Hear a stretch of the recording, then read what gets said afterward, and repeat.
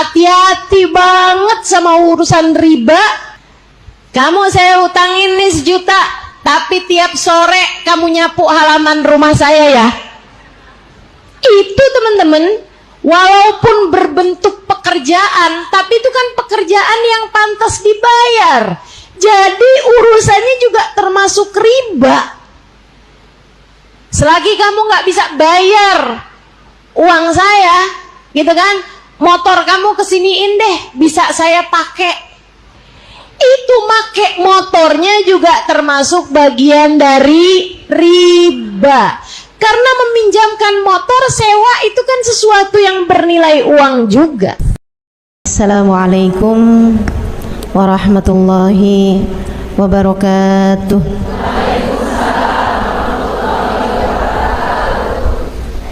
Alhamdulillah, wassalatu wassalamu ala rasulillah Muhammad ibn Abdillah wa ala alihi wa sahbihi wa man wala.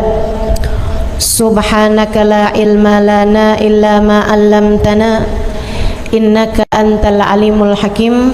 Rabbi shrah li sadri wa yassir li amri wahlul 'uqdatan min lisani yafqahu qawli, amma ba'du.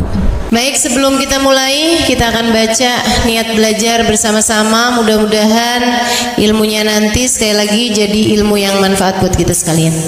Bismillahirrahmanirrahim. Nawaitu ta'allum wa ta'lim wan naf'a wal intifa' wal mudzakarah wat tadhkir wal ifadah wal istifadah wal hidza ala tamassuk bi kitabillah wa sunnati rasulillah sallallahu alaihi wa alihi wasallam wa du'a ilal huda wa dilalata alal khair ibtigha'a mardatih wa qurbih wa thawabih wa husnil khatimah ma'al lutfi wal afiyah wa salahil aqibah birahmatika ya arhamar rahimin. La hadratin Nabi Muhammad sallallahu alaihi wasallam wa alihi washabihi azwaji wa dzurriyyati wa ahli baiti waslimu jamil anbiya wal mursalin wal kulli ajma'in anna Allah yaghfiruhum wa yarhamuhum wa ya'li darajatihim fil jannah wa yanfa'una barakatihim wa asrarihim wa anwarihim wa ulumihim wa nafaatihim fid din wa dunya wal akhirah. Al-Fatihah, baca bersama-sama. A'udzu billahi minasy syaithanir rajim. Bismillahirrahmanirrahim. Alhamdulillahi rabbil alamin. Ar-Rahmanir Rahim. Maliki yaumiddin. Iyyaka na'budu wa iyyaka nasta'in. Ihdinas siratal mustaqim. Siratal ladzina an'amta 'alaihim ghairil maghdubi 'alaihim waladdallin. Amin. Taqabbalallahu minna wa minkum, taqabbal ya karim. Bismillahirrahmanirrahim. Faslun war riba fid dhahabi wal fiddati wal mat'umat. Fasal menerangkan tentang riba, tapi yang ini yang dia mau terangkan di kitab ini adalah mengenai riba yang terdapat di dalam jual beli emas, perak, dan makanan-makanan. Wala yajuzu bai'u dhahabi bidh-dhahab walal fiddah kadzalika illa mutamathilan naqdan wala bai'u mabta'ahu hatta yaqbidahu wala bai'ul lahm bil hayawan. Tidak diperbolehkan bai'ud dhahab, menjual emas dengan emas, walal fiddah kadzalik, dan juga perak dengan perak, illa mutamathilan, kecuali mutamathil, sama bentuknya, sama karatnya, sama kadarnya. Naqdan, secara langsung, nggak boleh berhutang. Wala bai'u mabta'ahu, dan juga nggak boleh menjual mabta'ahu, barang-barang yang tadi itu, hatta yaqbidahu, sampai transaksi di satu majelis, kecuali dengan saling serah terima secara langsung. Wala bai'ul lahm bil hayawan, dan tidak juga diperbolehkan menjual daging bil hayawan, dengan hewan. Wa yajuzu bai'udz dhahabi bil fiddah mutafadilan naqdan. Boleh menjual emas dengan perak mutafadilan, tidak sama ukurannya, nggak sama kadarnya, naqdan, tapi harus secara langsung.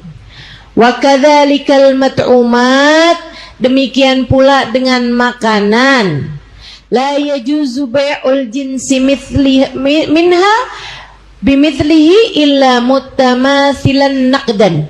Enggak boleh menjual satu jenis makanan dengan yang sejenisnya illa mutamathilan, kecuali seukuran, naqdan, dan harus terjadinya naqd, artinya nggak boleh utang. Apa tuh namanya? Kontan, tunai, cash, ya. Wa yajuzu bai'ul jinsi minha bighairihi mutafadilan naqdan, dan boleh membeli satu jenis dengannya dengan yang selainnya yang enggak sejenisnya gitu. Misalnya kayak tomat dibeli sama jagung, itu boleh mutafadilan, enggak sama beratnya, naqdan, tapi harus naqd, harus cash, harus tunai. Wala yajuzu bai'ul ghurur, dan tidak diperbolehkan menjual yang enggak kelihatan. Bai'ul ghurur itu menjual barang-barang yang tidak ada barangnya, yang enggak kelihatan barangnya. Kemarin saya udah bahas mengenai salam. Oh belum ya? Yang pesen, nah nanti akan ada tuh. Yang sekarang ini kan online tuh, nah, Shopee dan lain sebagainya, itu masuknya salam itu ya. Nanti tuh akan ada pasalnya, mungkin di pertemuan-pertemuan yang berikutnya. Yang sekarang mau saya terangkan adalah mengenai riba. Riba itu ada di dalam hutang piutang dan ada di dalam transaksi jual beli. Transaksi itu kan macam-macam.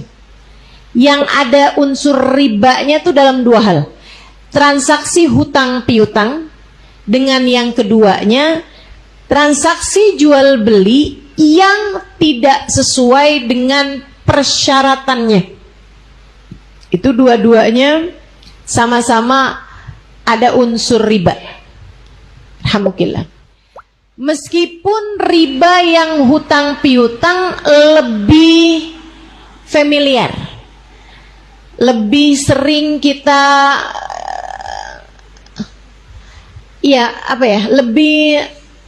lebih sering terjadi, lebih kita pahami, lebih banyak orang-orang yang paham mengenai riba yang unsurnya adalah hutang piutang daripada riba yang unsurnya adalah jual beli. Yuk kita bahas satu-satu. Apa itu riba? Riba lughatan, riba secara arti bahasa adalah aziyadah, ada kelebihan. Utang 100 bayarnya 120, lebih, ada lebihnya 20.000, kan gitu ya. si 20.000 itu jatuhnya adalah riba. Biasa disebut di negeri kita dengan istilah bunga. Berbunga gitu kan, ada tambahan. Pohon kemudian keluar bunganya. Tambahan dari pohon itu kan begitu. Itu makanya istilahnya jadi istilah bunga. Meskipun tentu saja enggak sebenarnya kayak aneh juga kalau disebutnya dengan nama bunga ya. Sebab kalau bunga kan cakep. Padahal riba kan haram. So itu sekalian saya muliakan. Nah itu utang piutang dengan riba. Riba istilah bahasa adalah az-ziyadah. Adanya tambahan, adanya kelebihan. Itu istilah bahasa. Riba secara syar'i, secara istilah adalah aqdun ala iwadin mahsus ghairu ma'lumit tamathul fi mi'yar syara' halat al-aqd. Riba adalah adanya akad yang menjanjikan atau akad yang menjanjikan kelebihan secara khusus yang tidak sesuai dengan timbangan syariat au ma'a ta'khirin fil badalain au ahadimihima, atau adanya kelebihan tersebut disebabkan karena salah satunya membayar dengan ditunda. Penyerahannya itu secara tertundanya penyerahan, entah itu penyerahan uangnya atau penyerahan barangnya. Dengan adanya penundaan tersebut, maka kemudian jadi ada kelebihannya. Itulah yang namanya riba. Ini memang perlu mikir nih, tapi nggak apa-apa lah. Nggak terlalu paham sama istilah katanya, yang penting kita paham kasusnya, biar ibu-ibu pada bisa ngerti yang mana yang haram.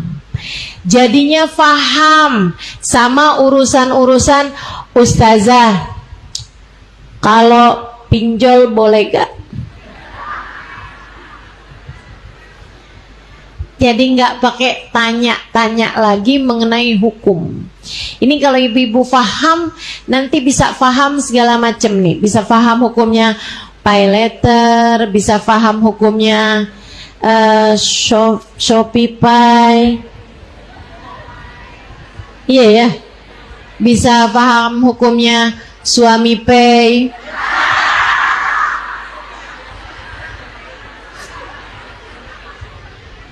Suami Pay halal ya, asal suami sendiri.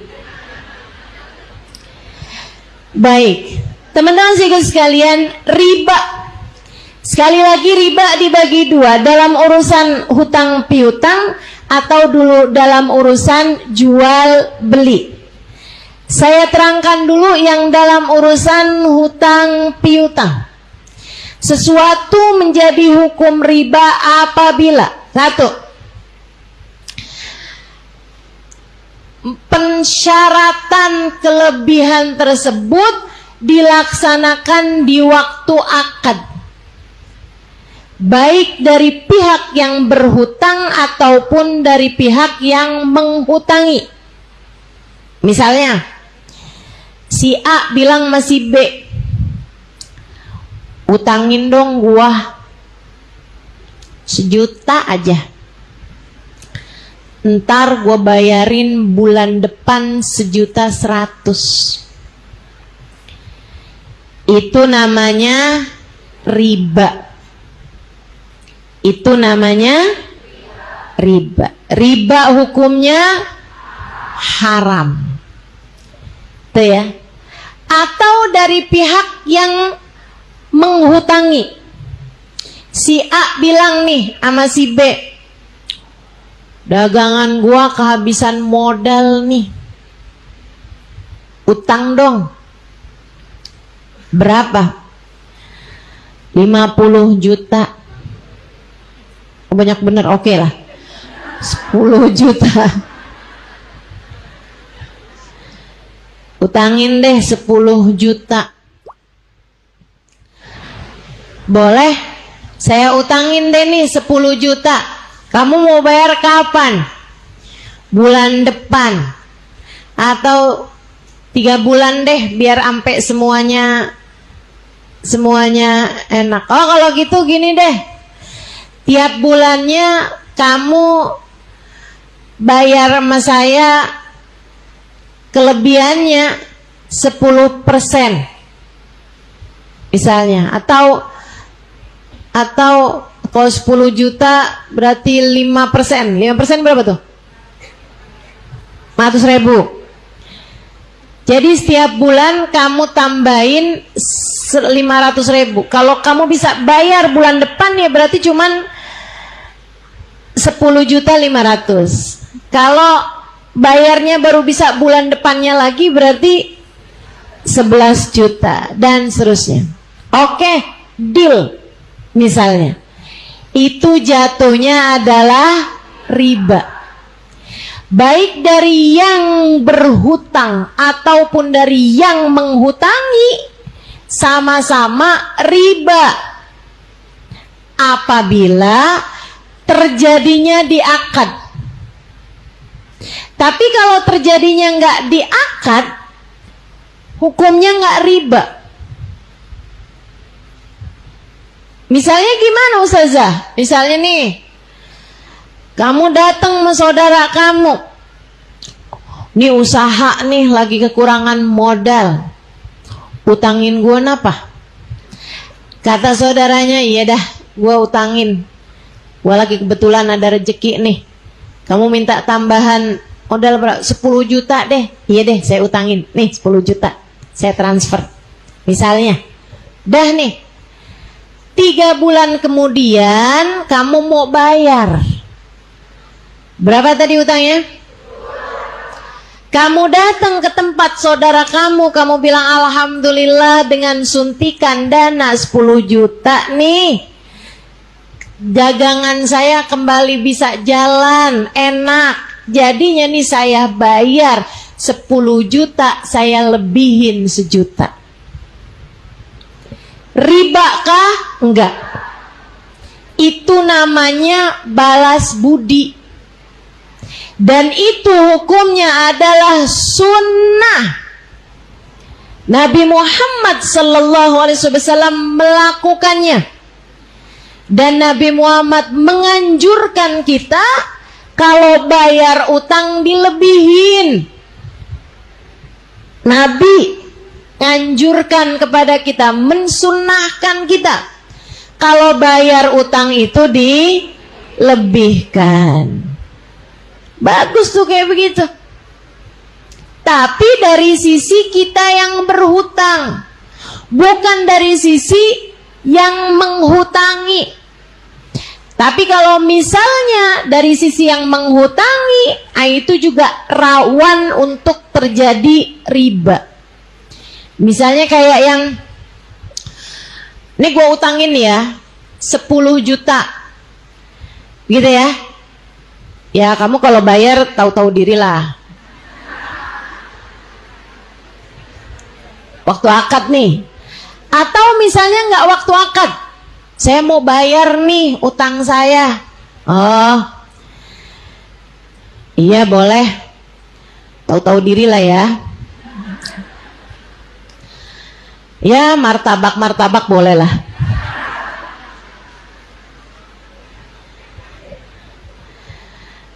Jangan. Kalau dari sisi kamu yang menghutangi, jangan minta kelebihan apa-apa.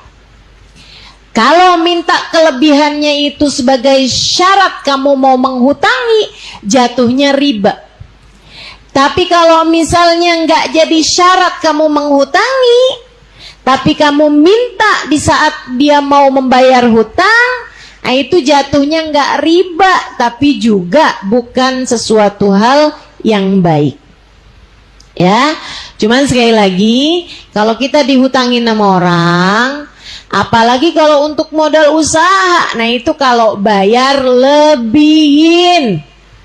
Jangan sampai kamu udah diutangin sama saudara atau diutangin sama teman, giliran waktunya bayar galakan dia daripada yang ngutangin. Ada yang begitu? Mana orangnya?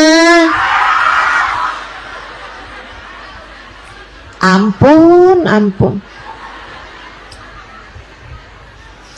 Ya Allah, lindungilah kami dari orang-orang yang udah kami hutangi, tapi di saat ditagih galakan dia daripada kami. Ada modelannya kayak begitu. Utang kagak dibayar-bayar, tapi jalan-jalan mulu. Ada yang begitu? Mana pengen tahu sih orangnya? Duitnya dapat utang, tapi masya Allah, masya Allah, yang ngutangin dalam keadaan terbatas, dianya malah ganti handphone baru. Ustazah, saya tuh sebenarnya ustazah udah nggak kepengen nagih utang di ustazah, susah ditagihnya. Cuman sih sakit hati ustazah, handphone saya aja yang jadul, mau ganti handphone, udah layarnya retak, udah ada garisnya, di layarnya udah ada garisnya, gara-gara dibanting sama cucu. Dia tinggal main ganti-ganti HP aja. Gimana tuh ustazah kalau kayak gitu? Teman-teman sekalian saya muliakan, ini hati-hati nih, orang berhutang yang gak bayar-bayar utangnya, apalagi kalau dari sejak awal dia memang berhutang dengan niatan untuk gak bayar. Statusnya dia adalah perampok, statusnya dia adalah maling, statusnya dia adalah pencuri.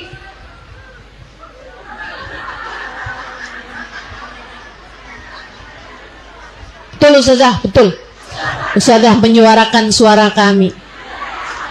Tapi hati-hati, jangan sampai kamu karena uang kamu banyak diutangin orang, akhirnya kamu pun utang sama orang yang kamu pun juga akhirnya nggak bayar-bayar. Giliran ditagih utang, uang gua juga banyak sama orang, itu kan uang lo, bukan uang gua. Teman-teman saya sekalian, orang berhutang sama kamu biar jadi urusan dia. Tapi kalau kamu berhutang sama orang lain, itu adalah urusan dirimu. Gak bisa tuh, ntar saya kalau ditagih di akhirat, saya mau bilang, ya Allah dia juga punya utang sama saya, no juga mau utang sama saya. Gak bisa begitu modelnya. Kita lunaskan utang kita walaupun ada orang yang gak bayar-bayar utang dia sama kita. Hati-hati sama utang. Hati-hati sama utang. Ini saya kasih tahu aja. Teman-teman sekalian saya muliakan, hutang itu andai gak pakai riba nih, gak pakai riba nih ya utangnya, sama saudara kita gitu hutang, dia mau minjemin kita nggak pakai bunga.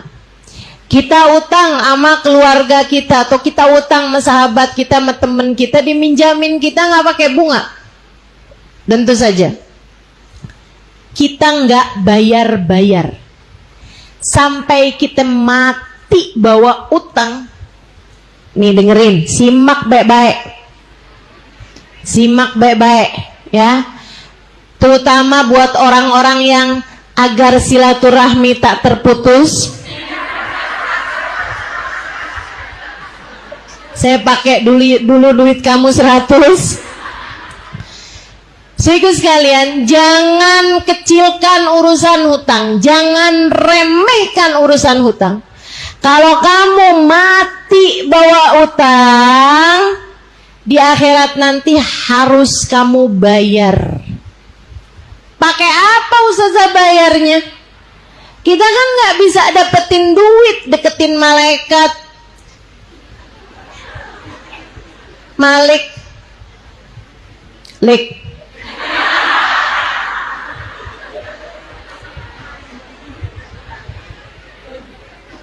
Ntar saya bawa indah teman-teman saya kemari. Boleh nggak kamu utangin saya dulu duit? Ya anggaplah ongkos biaya operasional. Nggak bisa gitu. Malaikat nggak ada yang bisa kamu suap. Teman-teman saya sekalian, di akhirat harus kamu bayar. Pakai apa bayarnya ustazah? Nabi Muhammad menyampaikan danik min haram. Satu danik tuh uang kita 10.000 kali. Dari yang haram. Gimana kalau jutaan? Termasuk hutang yang kamu nggak bayar, termasuk korupsi, termasuk kamu nyolong, termasuk kamu nguasain harta warisan, termasuk makan hartanya uang anak yatim, termasuk sumbangan tapi tidak kamu berikan kepada yang karenanya orang menyumbang. Paham maksud saya? Sumbangan nih buat Palestina. Ternyata sumbangannya bukan lari ke Palestina, tapi malah masuk ke kantongnya sendiri. Sekian persennya, apalagi kalau semuanya. Andai sekian persennya aja misalnya gitu, udah tidak sesuai dengan apa yang orang lain sampaikan untuk nyumbangnya itu. Saudara sekalian saya muliakan, Nabi Muhammad bilang danik min haram. 10.000 perak nih dari yang haram harus kamu bayar di akhirat nanti dengan 70 kali sholat fardu yang diterima Allah Subhanahu wa taala. 70 kali fardumu. 70 kali fardu. Satu hari aja kita cuman bisa ngerjain 5 kali sholat fardu. 70 dibagi 5 sama dengan berapa tuh? Coba ada yang hitung. 14 hari. 14 hari nih kita dapat 70 sholat fardu. Ini benar apa kagak nih?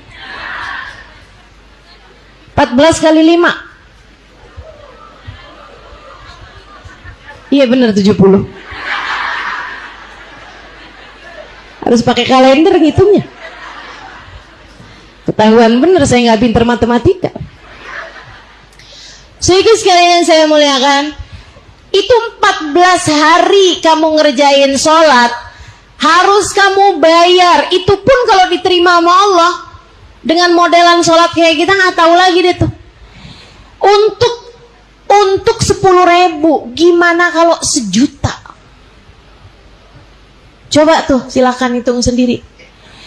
Dan kamu dengan sholat kamu, pahalanya tuh kan kamu mau bawa buat ke akhirat. Kalau gara-gara duit 500.000, pahala sholat kamu berikan semuanya kepada orang yang kamu ambil haknya, dengan pahala yang mana kamu akan datang kepada Allah Subhanahu wa taala? Pahala yang mana yang akan membawa kamu masuk ke dalam surga? Ngeri bener. Hati-hati teman-teman. Apalagi yang puluhan juta, ratusan juta, apalagi yang sampai miliaran. Aduh, udah deh tuh, nggak ngerti lagi deh tuh nasibnya kayak gimana di akhirat. Ngeri. Semua yang haram-haram kamu dapat di dunia, Satu daniknya, pecahan kecilnya, itu harus kamu bayar dengan 70 kali fardumu yang diterima Allah subhanahu wa ta'ala. Saudara sekalian, termasuk misalnya nih, kamu keluar bubaran majelis, nemu duit 50.000. Tuh tinggal dikaliin tuh 14 hari dikali 5. Tuh berapa tuh? 14 kali 5 70 lagi. 70 hari, teman-teman. 70 hari kamu sholat, pahalanya semuanya harus kamu bayarkan kepada orang yang duitnya kamu nemu di habis majlis. Sayang bener. Hati-hati, hati-hati. Udah deh, jangan berani-berani deh. Jangan berani-berani. Utang sama orang 100.000, kamu nggak bayar-bayar, berarti kan dikali 10. Berarti 70 kali berapa lagi tuh tadi? Iya kan? Yang asalnya 70 hari kalau 50.000, berarti kalau ini 140 hari harus kamu bayar. Sholat kamu di masa sekian bulan 140 hari itu teman-teman, harus kamu bayar kepada seseorang yang waktu hidup di dunia kamu hutangin 100.000 tapi kamu nggak mau bayar. Hati-hati. Hidup kamu yang mana yang mau kamu bawa menuju akhirat? Kalau sewaktu hidup di dunia kamu banyak berkait sama urusan-urusan uang-uang yang tidak halal. Hati-hati, hati-hati. Saya sarankan padamu. Saya tahu teman-teman, saya tahu sama halnya dengan dirimu. Kita nih ibadah nih bukan gampang. Betul nggak? Ibadah kita ini dikit. Kalau bersama dengan ibadah yang sedikit itu kita nggak hati-hati urusan uang haram, dengan bekalan yang mana kita akan datang menuju akhirat Allah subhanahu wa ta'ala. Udahlah ibadah nggak banyak, yang nggak banyak itu pun akhirnya diambil-ambil sama orang-orang yang kita zolimi sewaktu di dunia, yang kita utangin tapi kita nggak bayar, yang kita ambil nggak ada haknya, mau itu saudara kita sendiri, mau itu kerabat kita sendiri. Hati-hati sama uang haram. Itu sebabnya saya paling takut sama yang beginian nih. Makanya teman-teman, kalau teman-teman ingat-ingat, kapan ada ceritanya saya minta sumbangan, coba diingat-ingat. Dari ini pula saya sampaikan kepada semua teman-teman, kalau ada apapun atau siapapun meminta sumbangan dengan nama saya sampaikan kepada teman-teman semuanya, itu tidak benar dari saya. Karena saya enggak modelan yang minta sumbangan. Saya mau bikin majelis apa enggak. Saya enggak minta sumbangan. Pernah satu waktu di saat saya membuat majelis maulid waktu itu, ada orang nyumbang, Ustazah saya mau nyumbang buat air. Saya tanya sama panitianya, air udah semua Ustazah, udah ada yang nyumbang. Jadi akhirnya saya balikin lagi tuh duit. Saya bilang airnya udah full katanya. Ya udah Ustazah, yang penting buat maulid. Oh ya udah, oke. Ada satu waktu lagi, uang buat peruntukan maulid tuh udah penuh, udah cukup. Ada orang nyumbang, tulisannya buat maulid. Saya bilang, minta maaf nih, uang yang buat maulid yang ini udah selesai nih, udah cukup saya. Jadi saya balikin. Dia bilang, nggak usah, saya yang penting buat maulid. Oh boleh saya kasihin ke maulid-maulid yang lain mungkin yang lebih membutuhkan. Iya Ustazah silahkan. Atau kalau enggak Ustazah buat maulid tahun depan. Oh ya bismillah. Bismillah. Tapi selagi buat maulid tahun itu, tuh susah.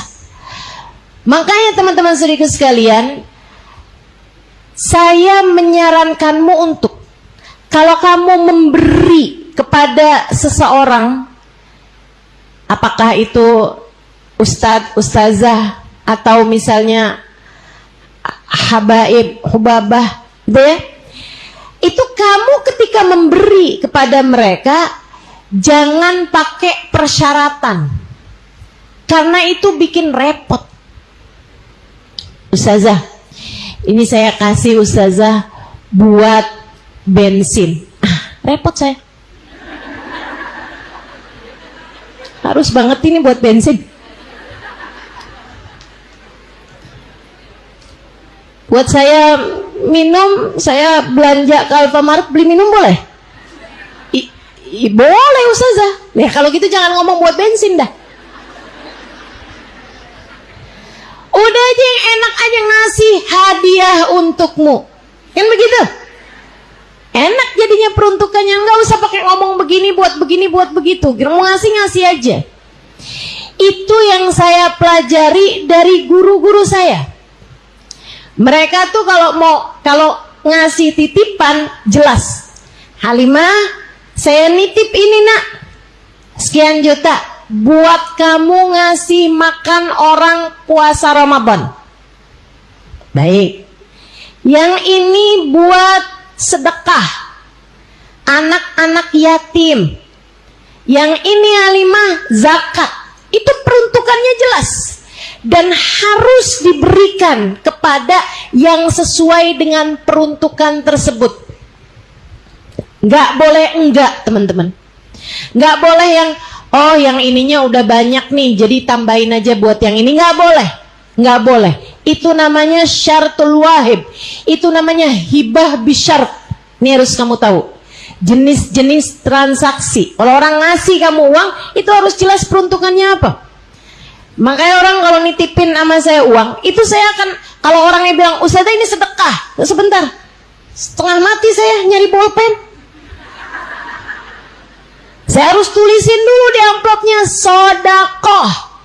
Jangan sampai masuk ke kepemilikan saya, sebab saya orang yang tidak boleh kamu sedekah pada saya. Sebab sedekah itu adalah pemberian untuk seseorang yang tidak mampu, untuk fakir miskin, dan saya bukan orangnya. Ada yang nyangka saya orang miskin?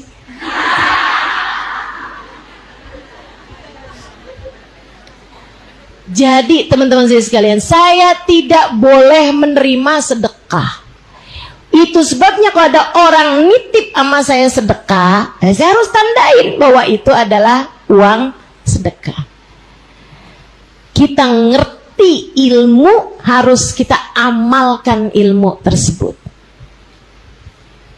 Nih yang deket nih, tanggal 1 hari malam Sabtu minggu depan, tanggal 10-nya 10 hari berikutnya namanya hari Asyura.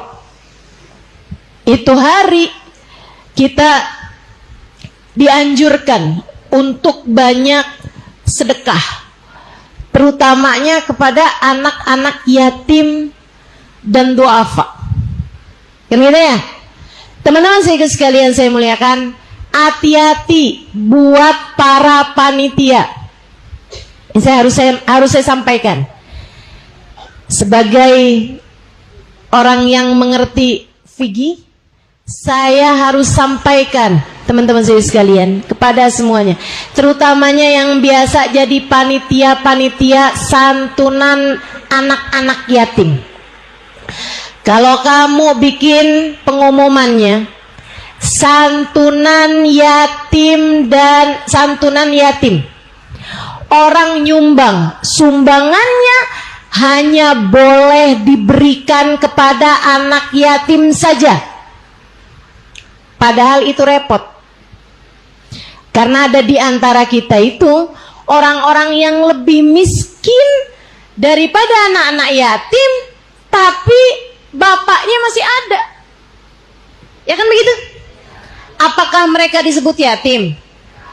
Bapaknya ada, tapi mohon maaf, di penjara.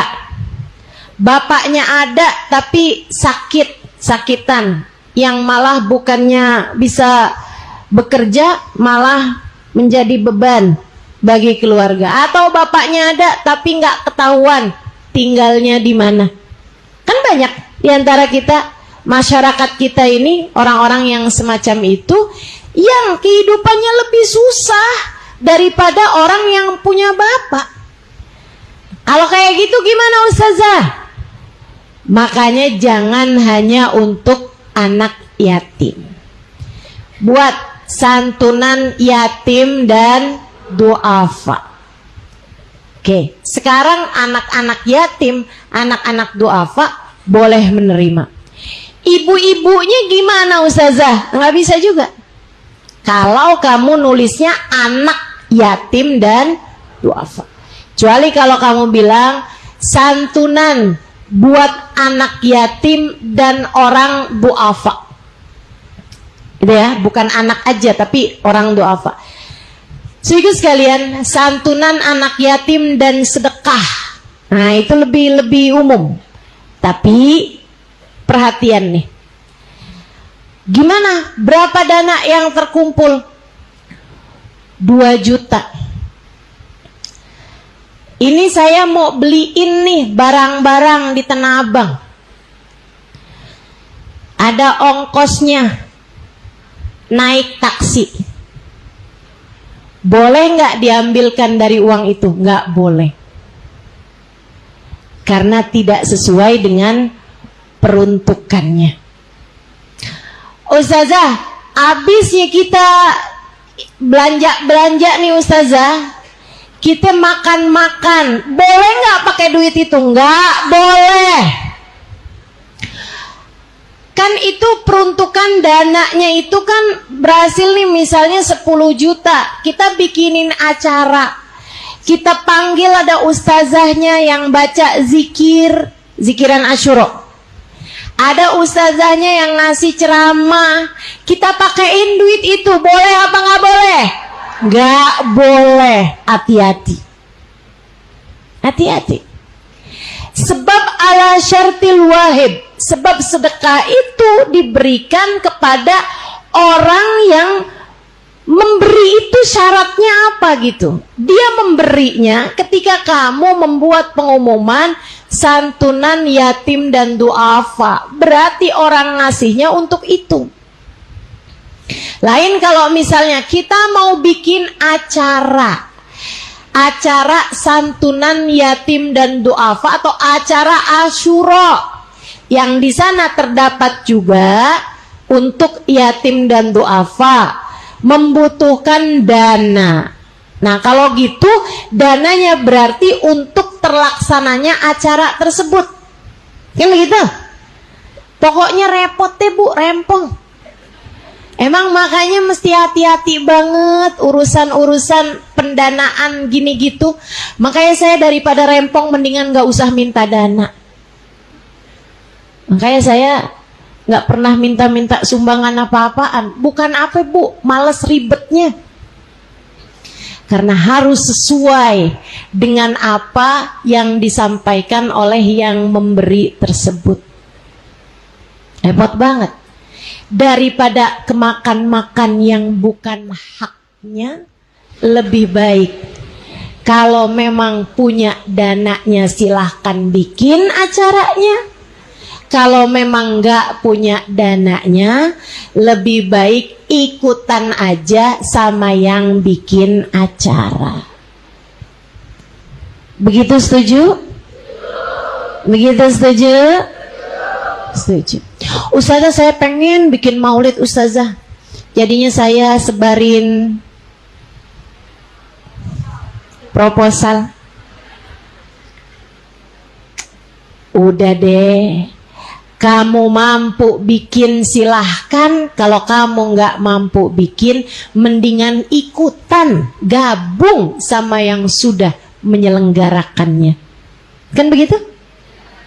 Tapi kan saya kepengen juga Ustazah baca maulid, ngadain maulid. Boleh, adain aja maulid, undang anak sulung, anak tengah, anak kecil, ya kan? Undangin tuh anak, mantu, cucu, kumpulin bareng-bareng, baca deh maulid. Dibai habis itu, atau baca maulid dia ulami pendek tuh. Nah, habis itu kemudian kamu makan-makan dan ngadain maulid. Iya kan? Tapi kan kagak ada yang ceramah. Buka aja YouTube saya.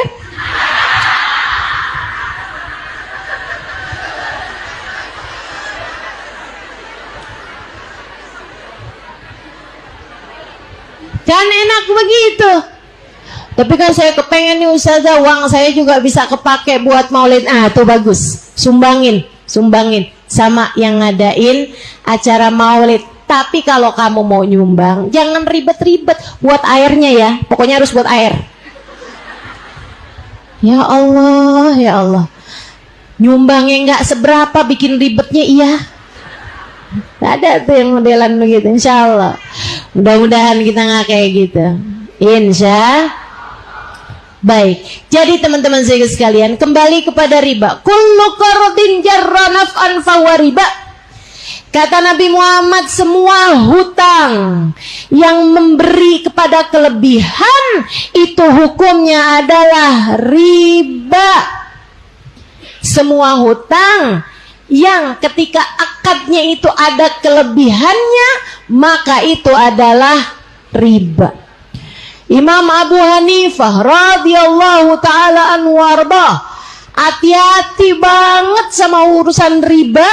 Nih, sampai teman-teman, Imam Abu Hanifah itu ada orang, beliau menghutangi orang tersebut. Jadi ada orang utang sama Imam Abu Hanifah, diutangin sama Imam Abu Hanifah, misalnya gitu ya, 1 juta diutangin sama Imam Abu Hanifah, saya bayar bulan depan, iya. Itu Imam Abu Hanifah tiap lewat depan rumah orang itu, kalau lagi sore-sore tuh ada bayangan rumah tersebut, itu Imam Abu Hanifah melipir, nggak mau kena bayangan rumah orang tersebut. Ngapain Imam kok muter? Iya nih, orang ini lagi punya utang sama saya. Terus kenapa Imam?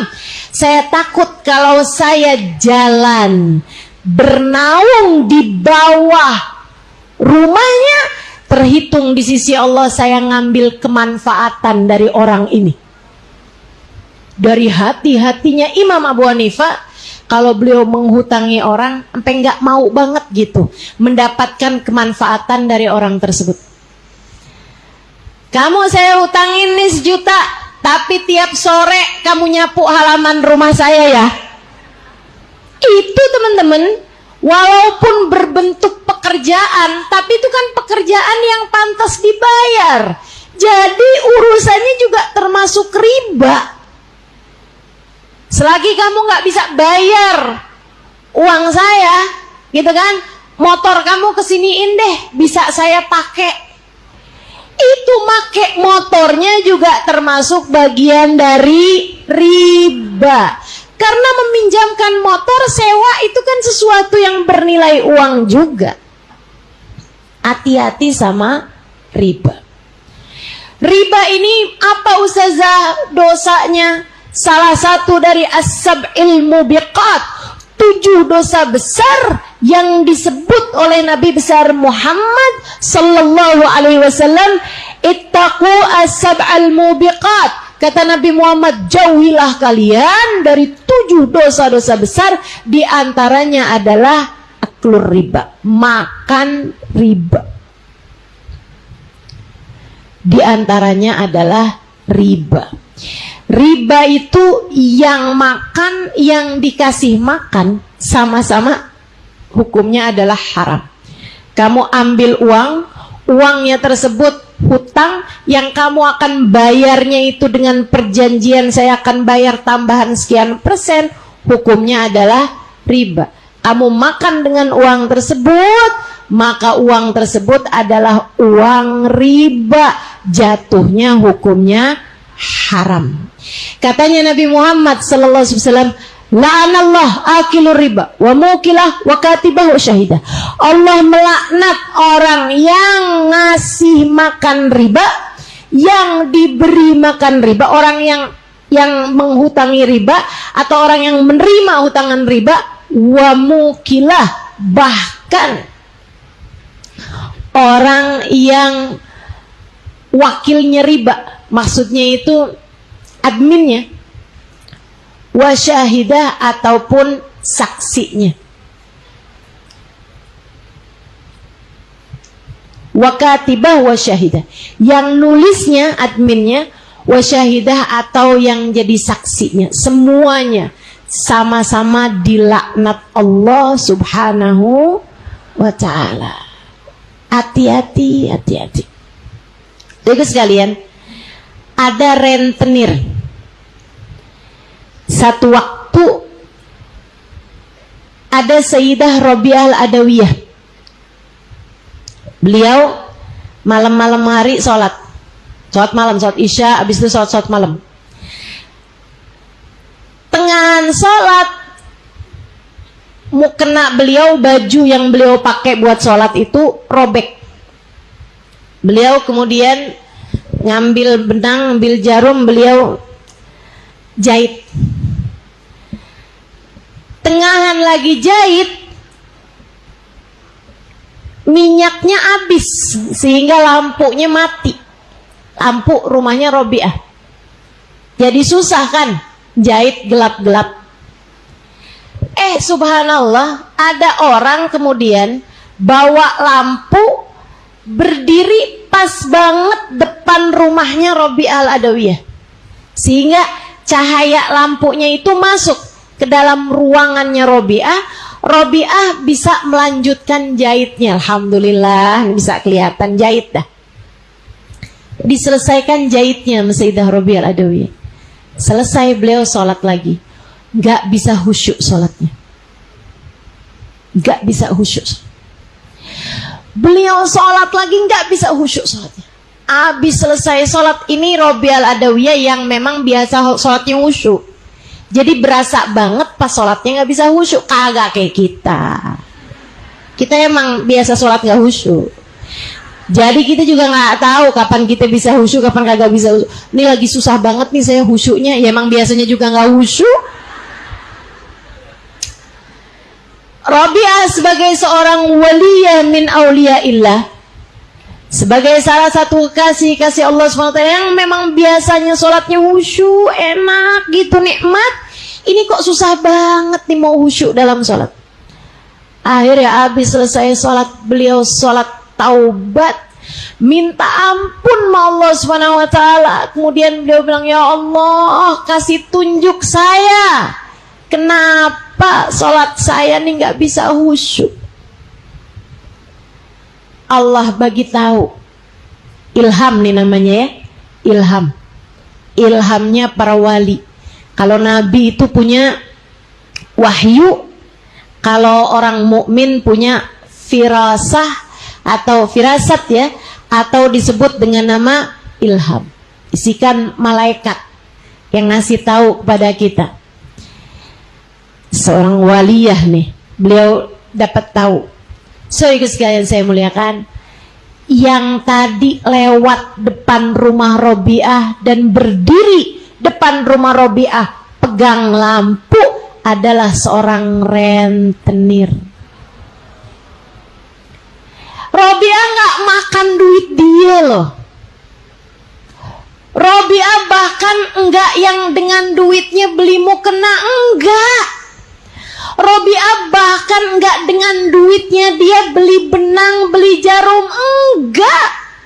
Rabi'ah Al-Adawiyah hanya menjahit dengan dibantu cahaya yang dipegang sama seorang rentenir. Itu doangan.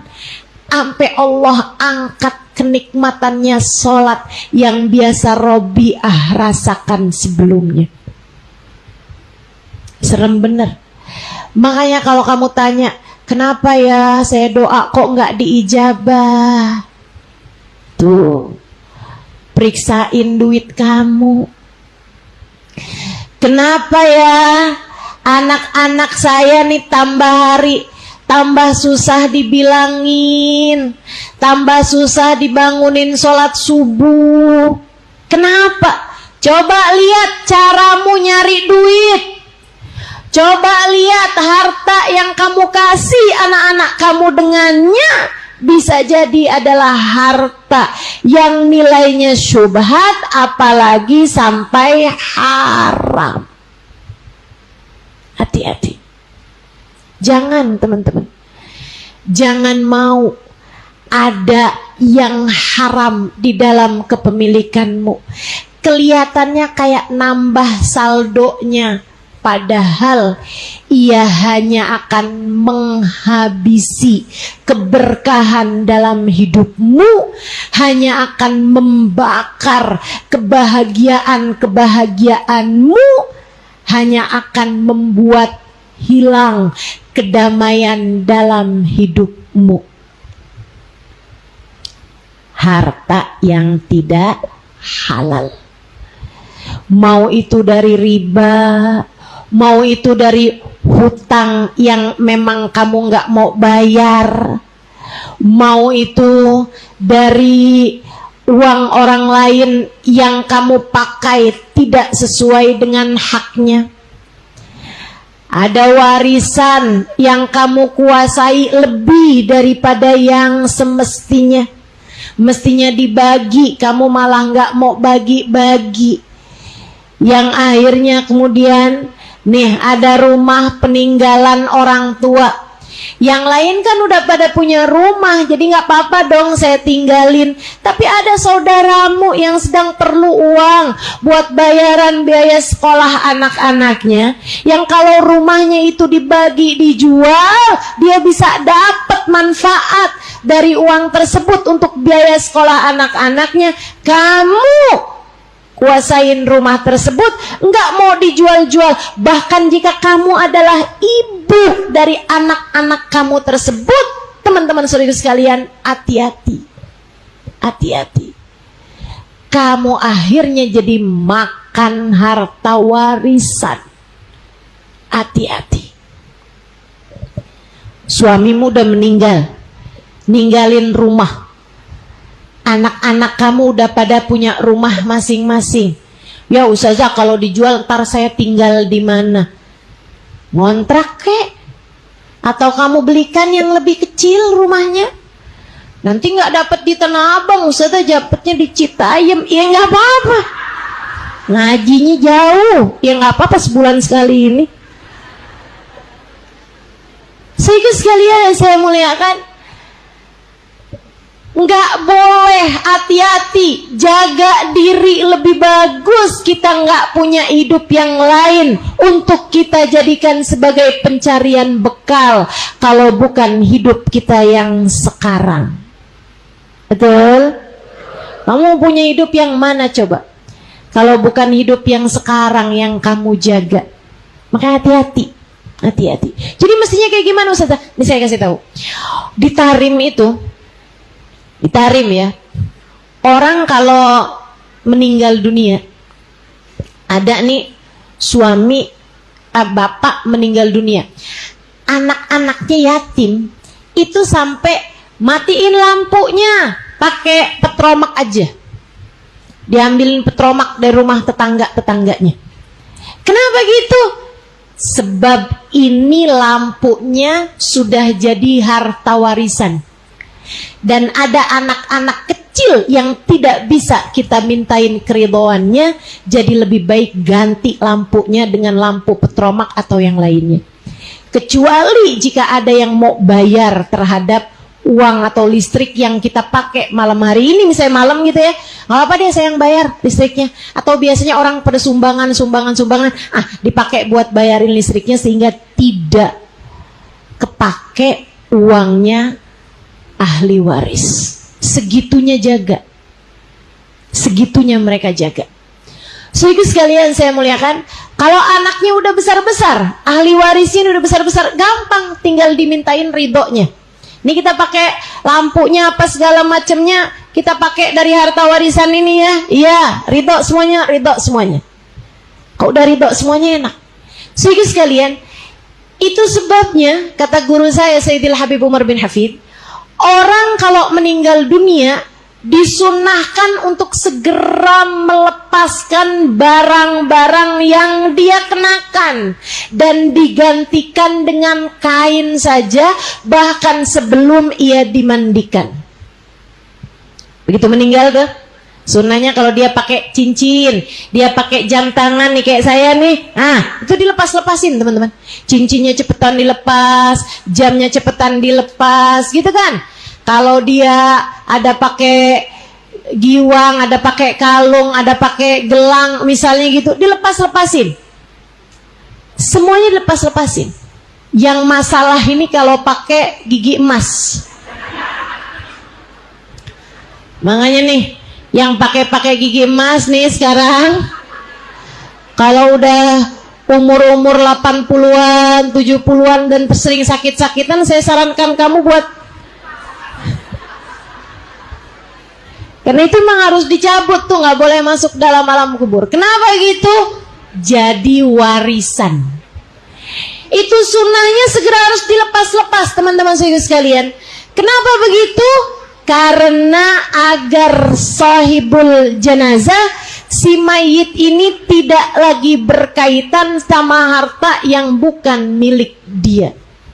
Begitu ajal datang menjemputnya, sudah bukan lagi miliknya, melainkan milik ahli waris. Dari sini kita tahu betapa tipisnya nilai kepemilikan dalam hidup kita.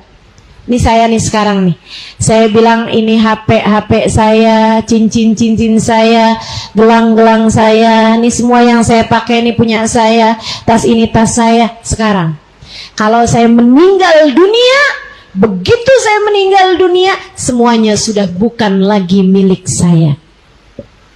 Sudah dikembalikan kepada Allah. Itu sebabnya kenapa urusan warisan itu Allah membagi-baginya dengan detail dan menjadi satu-satunya hukum yang Allah Subhanahu wa taala detailkan di dalam Al-Qur'an.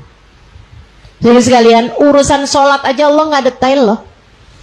Urusan sholat aja Allah nggak ngasih tahu berdiri, kemudian ruku, kemudian i'tidal, kemudian sujud, nggak ada. Caranya sholat tuh Allah cuma bilang dirikan sholat. Terus Nabi Muhammad bilang, "Shallu kama ra'aitumuni usolli." Sholatlah kalian dengan caraku mengerjakan sholat. Tapi urusan warisan Allah sampai detail menceritakannya. Kalau ada seorang laki-laki meninggal dunia, maka istrinya itu dia dapat 1/4. Kecuali kalau ada anak-anak, maka dia dapatnya 1/8. Seorang istri kalau suaminya meninggal dunia, dia mendapatkan 1/4 bagian, kecuali kalau punya anak-anak, maka dia dapatnya 1/8. Kalau istrinya meninggal, berarti dia dapat 1/2, kecuali kalau punya anak, maka dia dapat 1/4. Itu didetailkan sama Allah Subhanahu wa taala. Kenapa?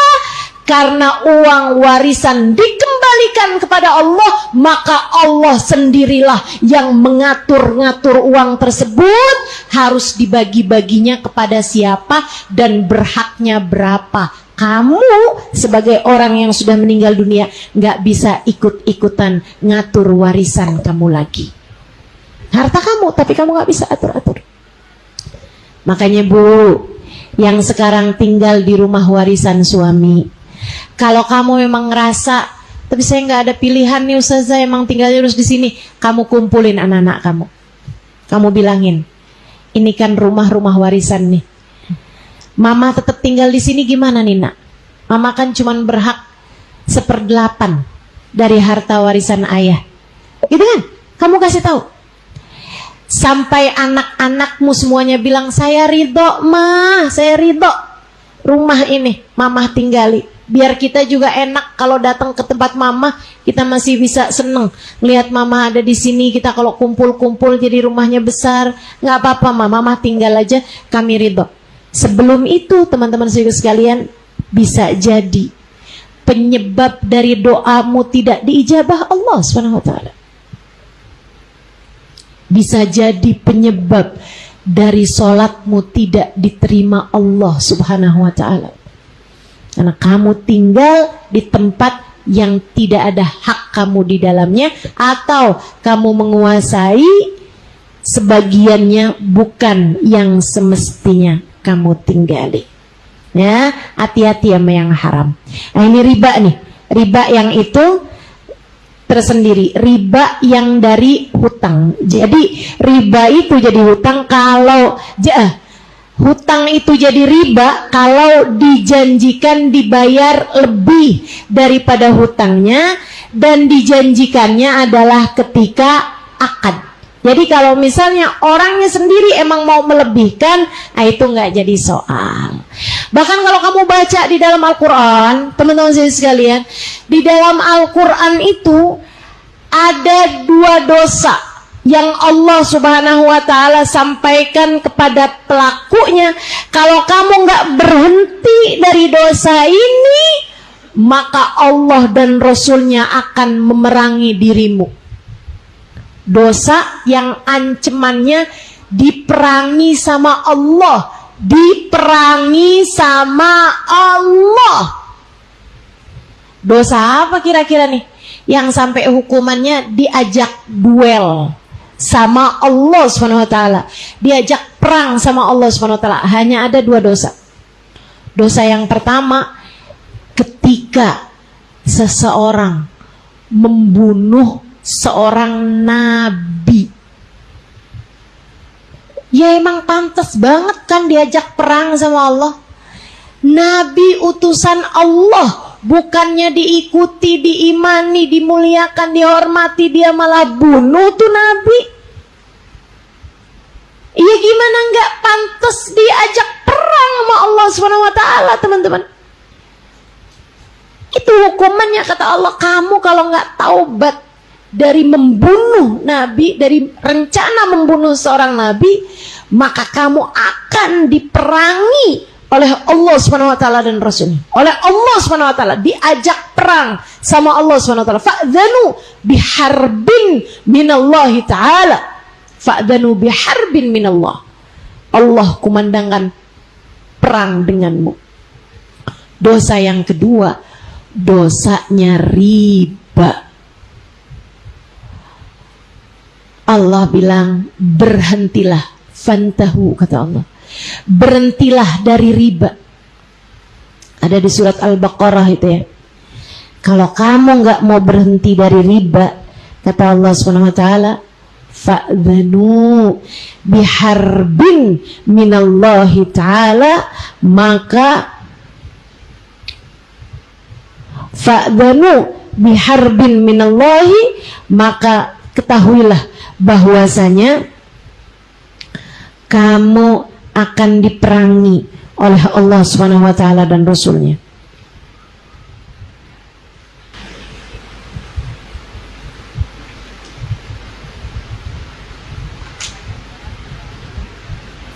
Di ayat berapa tuh?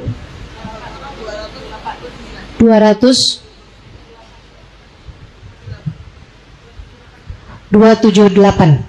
Nih teman-teman, ya ayyuhalladzina amanu taqullaha wa dharu ma baqiya minar riba in kuntum mu'minin. Wahai orang-orang yang beriman, takutlah kalian kepada Allah dan tinggalkanlah kelebihan dari riba. Kelebihan dari utangan yang ada ribanya nih, ya tadi tuh 1.100.000. 100.000-nya yang kamu sampaikan kepada orang yang berhutang padamu, tinggalin riba. Mabaqiya min riba. In kuntum mu'minin, jika kalian beriman. Fa illam taf'alu, kalau kamu nggak berhenti merentenkan uang, kalau kamu nggak berhenti ngutangin orang dan membungakan uang dari hutang tersebut, Kamu nggak juga berhenti dari berhutang riba, hutang pinjol. Hati nih, gampangan banget mau beli panci baru, duitnya kurang pinjol. Mau ganti horden, duitnya nggak cukup, ambil pinjol. Kata Allah SWT, tinggalin berhutang yang ada kelebihannya. Kalau kamu nggak ninggalin juga, fa'ilam taf'alu, kalau kamu terus ngerjain itu, fa'dhanu biharbin minallahi wa rasulih, maka kamu diajak perang sama Allah dan Rasulnya.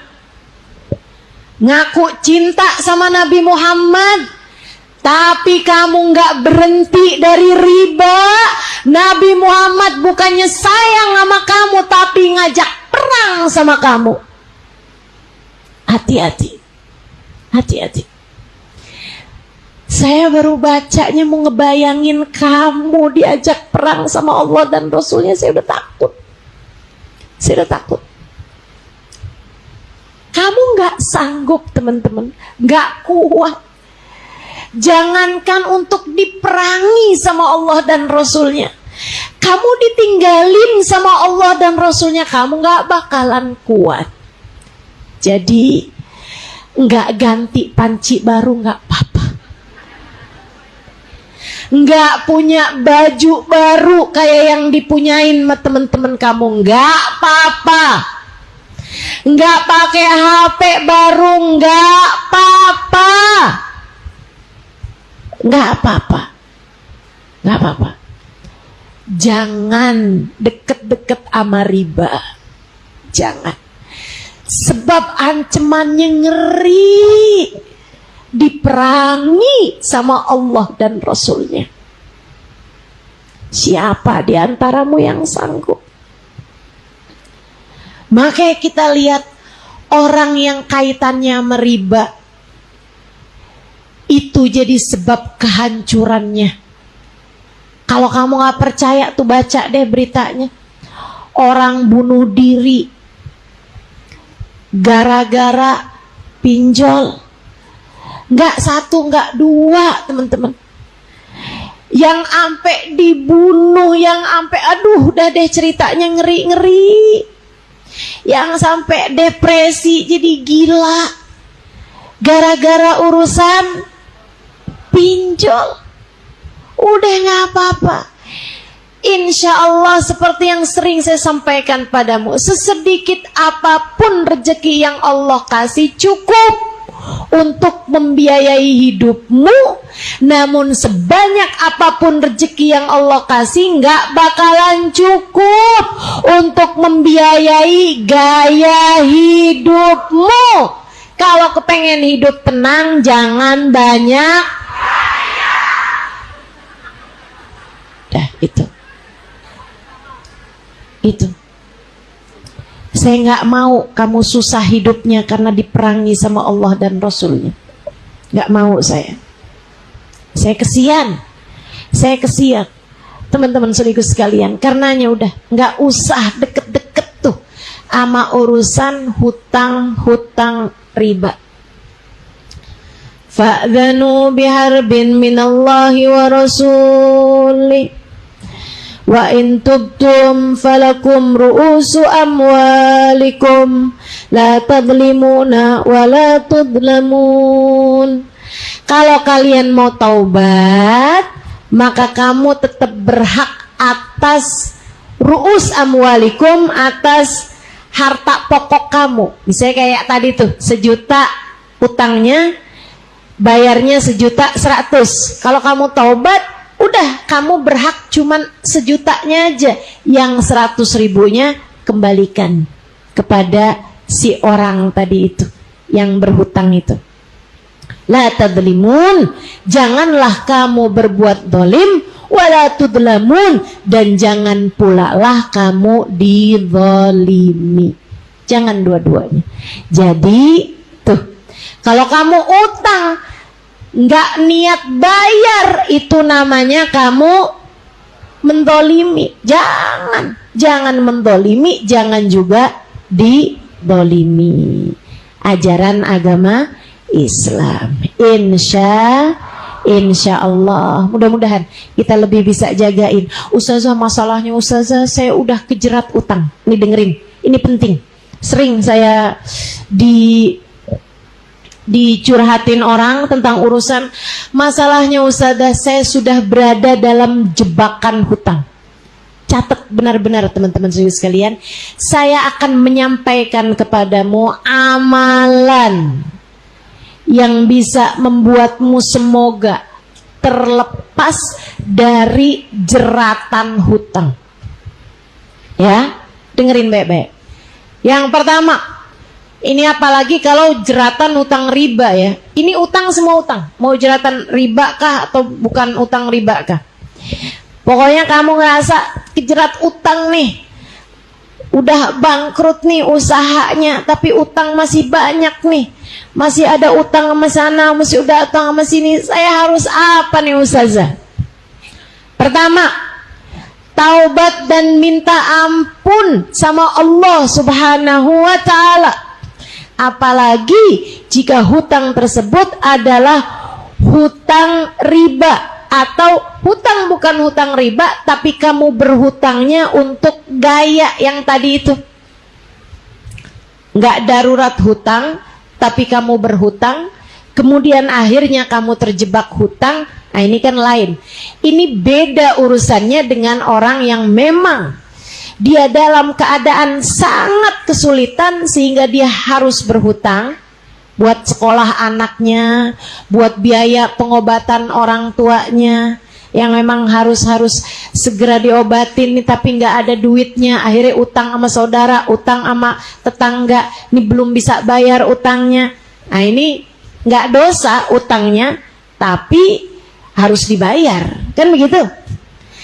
Jadi yang pertama nih, terutama buat yang berhutangnya riba atau berhutangnya untuk gaya, ya, bukan karena darurat hutang, hal pertama yang harus kamu lakukan adalah taubat kepada Allah Subhanahu wa ta'ala. Benar-benar sholat taubat, minta ampunan sama Allah Subhanahu wa ta'ala. Ya Allah, ya Allah, ya Allah, ampuni dosa-dosa saya ya Allah. Ini saya nih ya Allah, berhutang buat kegayaan, sekarang nih saya susah ditagih-tagih orang. Ya Allah, maafin saya ya Allah, saya gimana nih ya Allah? Saya berani-berani ngambil hutang riba, sekarang saya kayak gini keadaan saya. Minta ampun Allah, ampuni saya ya Allah, ampuni saya ya Allah. Jangan perangi saya ya Allah, ampuni saya ya Allah. Satu, yaitu taubat. Yang serius taubatnya. Usolli sunat taubati raqatain lillahi ta'ala. Allahu akbar. Bismillahirrahmanirrahim. Alhamdulillahirabbil alamin arrahmanirrahim. Utang sama dia segitu. Kalau saya nanti dapat duit segini, berarti saya bisa bayarin. Berantakan. Enggak gitu modelnya. Yang serius minta ampun sama Allah Subhanahu wa ta'ala. Satu. Yang kedua, teman-teman sekalian saya muliakan, doa. Minta sama Allah. Allah Maha Kaya. Doa minta sama Allah yang serius doanya. Bangun di waktu malam, nangis sama Allah Subhanahu wa ta'ala. Ya Allah, ya Allah, ya Allah, tolongin saya ya Allah, tolongin saya ya Allah, tolongin saya. Minta yang benar-benar sama Allah Subhanahu wa ta'ala.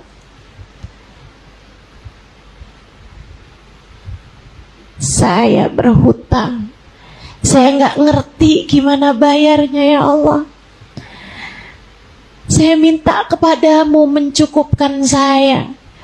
Saya ngeri ya Allah kalau saya sampai mati bawa utang. Jangan ya Allah, jangan ya Allah, tolongin saya ya Allah, tolongin saya. Doa yang serius. Ustazah, kan doa yang serius mustajab itu kan kalau kita doanya di tanah suci ya Ustazah. Jadi saya mau utang lagi buat saya umroh. Ya ini ngaco-nya ngaco kalau kayak begitu ya.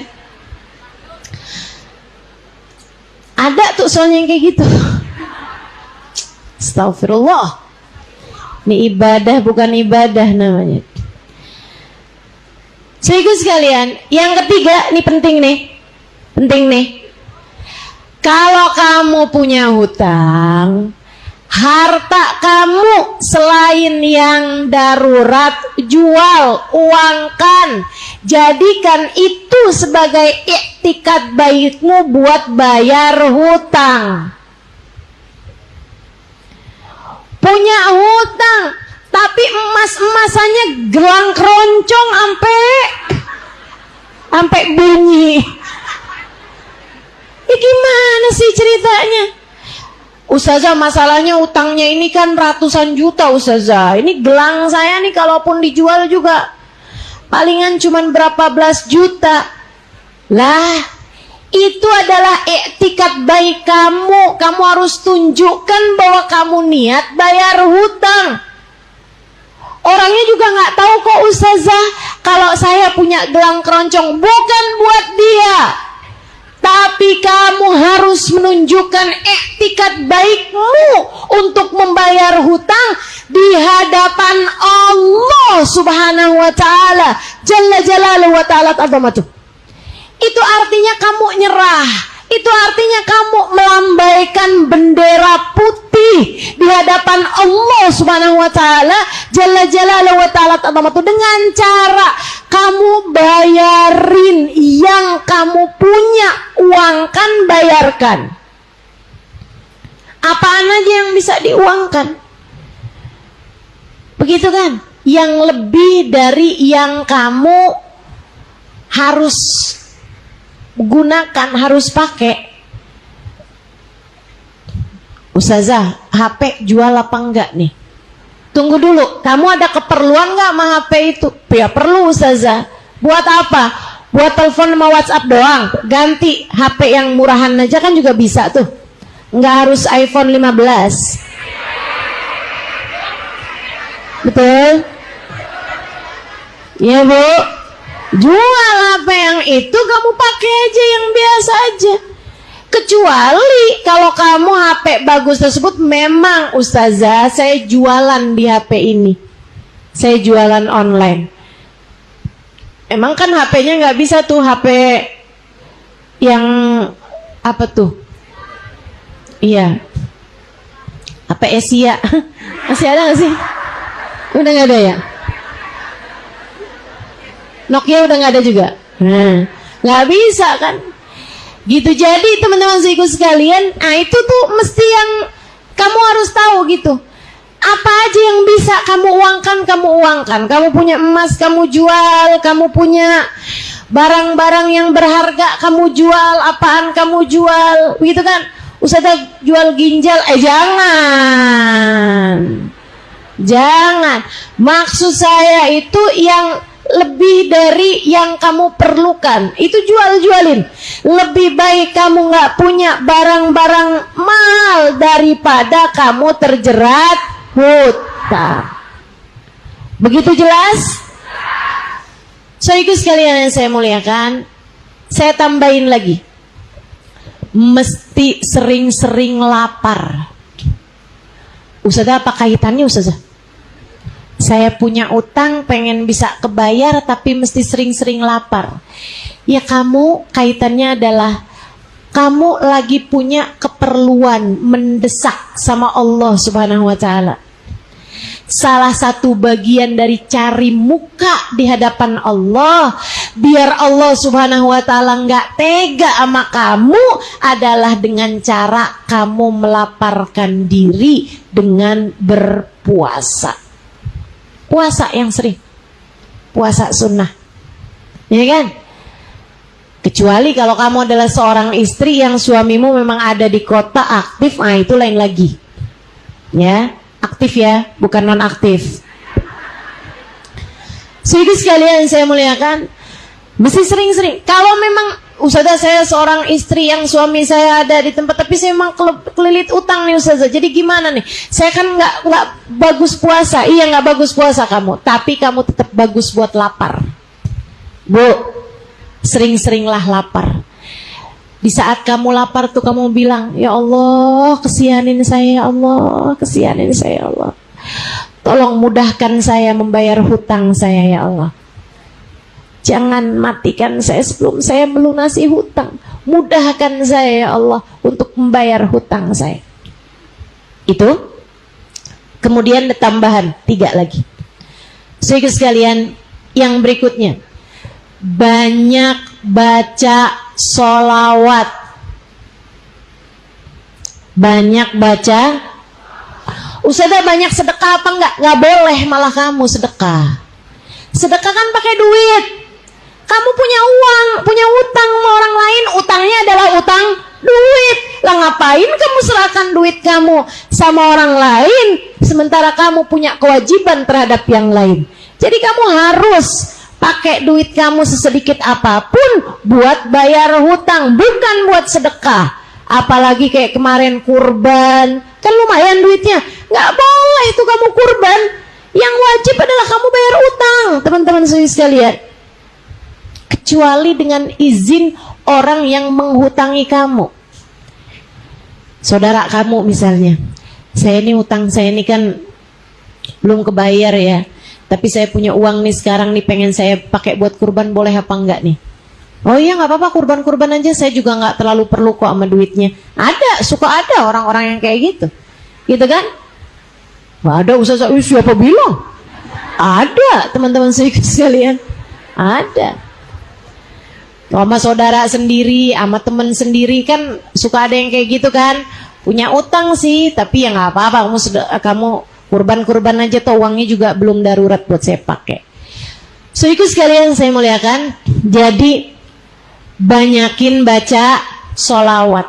Sholawat apa Ustazah? Banyak sholawat itu apapun aja sebenarnya akan bikin kamu insya Allah segera diberi kemudahan kehidupan. Sholawat itu selalu bisa jadi senjata kita menghadapi berbagai macam ujian dalam kehidupan. Tapi yang lain-lain tadi ini harus kamu kerjakan juga. Jangan kemudian kamu ambil sholawatnya aja, gitu ya. Yang tadi tuh harus jual-jual barang-barang yang kamu punya, begitu kan? Itu juga bagian. Harus sering-sering lapar, itu juga bagian, teman-teman sekalian. Tapi sholawat ini juga sebab pembela kita adalah Nabi besar Muhammad. Insya Allah diberi kemudahan Allah dengan berkatnya Nabi Muhammad. Sholawat yang sering juga saya baca, saya sebutnya dengan nama sholawat darurat. Kalau kamu ngerasa udah susah banget gitu, boleh tuh kamu baca. Allahumma salli ala Sayyidina Muhammadin qad daqat hilati adrikni ya Rasulullah. Ya, itu kamu baca tuh sholawat itu yang sering-sering, yang banyak-banyak, untuk mudah-mudahan Allah kasih kemudahan. 2 terakhirnya adalah, yang pertama, kalau sholat pas tahiyat, Allahumma inni a'udzubika minal ma'sam wal maghram. Sesudah kamu membaca tahiyat akhir. Habis tahiyat akhir tuh, terus kan ada waktunya doa tuh. Nah, kamu doa tuh kan gini. Allahumma inni a'udzubika min adzabil qabri wa min adzabin nari wa min fitnatil mahya wal mamat wa min fitnatil masihid dajjal. Kemudian kamu baca juga Allahumma inni a'udzubika minal ma'sam wal maghram. Allahumma inni a'udzubika minal ma'sam wal maghram. Ini ya, terutama buat yang punya hutang. Nah, ini penting buat kamu baca. Artinya, ya Allah, aku berlindung darimu dari sarana dosa dan dari hutang piutang. Dari dosa dan dari hutang. Allahumma inni a'udzubika minal ma'sam wal maghram. Ma'sam mim hamzah sa mim, ma'sam. Wal maghram mim ghain ra mim, maghram. Jelas? Yang terakhir, tiap masuk rumah baca Al-Ikhlas. Tiap masuk rumah baca Al-Ikhlas. Assalamualaikum Al-Ikhlas. Nggak gitu. Assalamualaikum. Masuk rumah bismillahirrahmanirrahim. Qul huwallahu ahad, Allahus samad, lam yalid wa lam yulad wa lam yakul lahu kufuwan ahad. Itu semuanya kalau kamu kerjakan, insya Allah Allah kasih kemudahan untuk kamu dapat melunasi hutang-hutangmu tersebut. Ini Amin pada punya hutang beneran ini. Sambil saya akan bantu doakan kamu, mudah-mudahan Allah Subhanahu wa taala kasih kemudahan semuanya insyaallah. Yang lagi ada hajat-hajat dunia, mudah-mudahan Allah mudahkan. Yang lagi ada hajat-hajat agama, mudah-mudahan Allah kasih kemudahan. Hajat dunia, hajat akhirat kita, mudah-mudahan Allah Subhanahu wa taala kasih kemudahan bagi kita untuk dapat Allah Subhanahu wa taala kabulkan insyaallah. Semoga segenap dosa-dosamu Allah ampuni. Semoga segenap aib-aibmu Allah tutupi. Semoga dalam hidup ini Allah Subhanahu wa taala senantiasa membimbingmu sehingga kamu dapat menjalani kehidupan sesuai dengan apa yang Allah Subhanahu wa taala inginkan. Ala hadhihi niyyah wa bikulli niyatin salihah jami'ah syamilah ila hadratin Nabi Muhammad sallallahu alaihi wa alihi wasallam. Al-Fatihah. Assalamualaikum warahmatullahi wabarakatuh.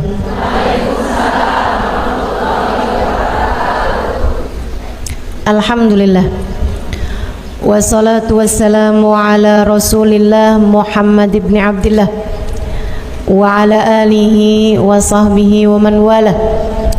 Subhanaka la ilma lana illa ma 'allamtana innaka antal alimul hakim. Rabbi shrah li sadri wa yassir li amri wahlul 'uqdatan min lisani yafqahu qawli, amma ba'du. Baik, sebelum kita mulai, kita akan baca niat belajar bersama-sama. Mudah-mudahan ilmunya nanti sekali lagi jadi ilmu yang manfaat buat kita sekalian. Bismillahirrahmanirrahim. Nawaitu ta'allum wa ta'lim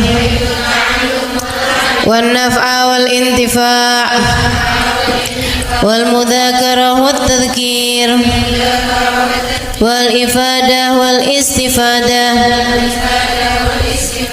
wal hidza ala tamassuk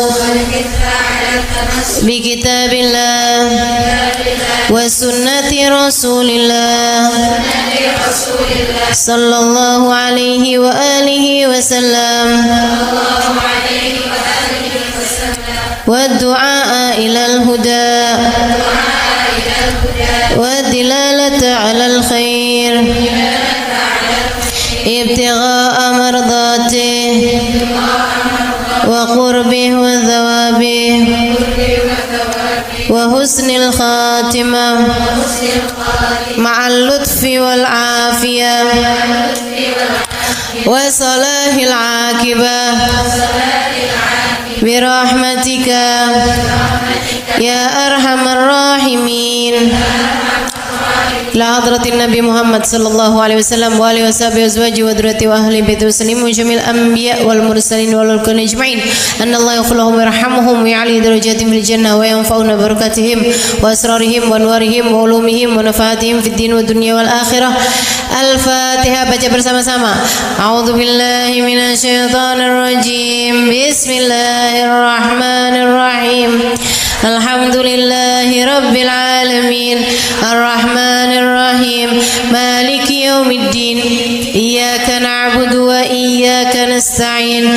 Ihdinas siratal mustaqim. Siratal ladzina an'amta 'alaihim ghairil maghdubi 'alaihim waladdallin. Amin. Taqabbalallahu minna wa minkum, taqabbal ya karim. Bismillahirrahmanirrahim. Faslun war riba fid dhahabi wal fiddati wal mat'umat. Fasal menerangkan tentang riba, tapi yang ini yang dia mau terangkan di kitab ini adalah mengenai riba yang terdapat di dalam jual beli emas, perak, dan makanan-makanan.